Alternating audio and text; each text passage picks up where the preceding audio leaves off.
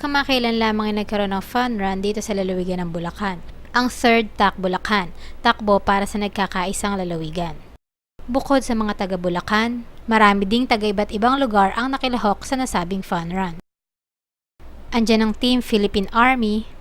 Sumali po kami rito para sa, kasi po yung pananalo po namin dito, i-donate namin doon sa isang agency dito na nabanggit ng CEO namin. Para maitulong namin yung kung sakasakaling manalo. Ang Philippine National Police at marami pang iba.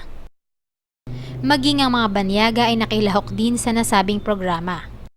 Ang Vice President ng Philippine Councilors League sa Luzon at Presidente naman sa Bulacan na si Bocal Ariel Arceo ang siyang naging organizer ng TAC Bulacan.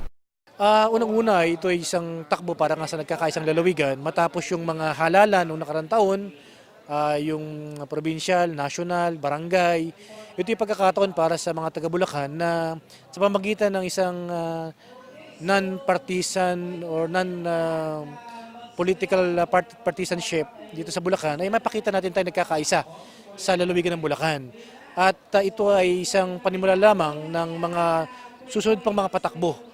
Maging si Father Robert Reyes na tinaguri ang running priest ay nakilahok din sa nasabing fun run. Naniniwala ako sa advokasya nila dahil kanilang nais na pag-aralin yung mga na kapos-kapos sa kakayahang mag-aral.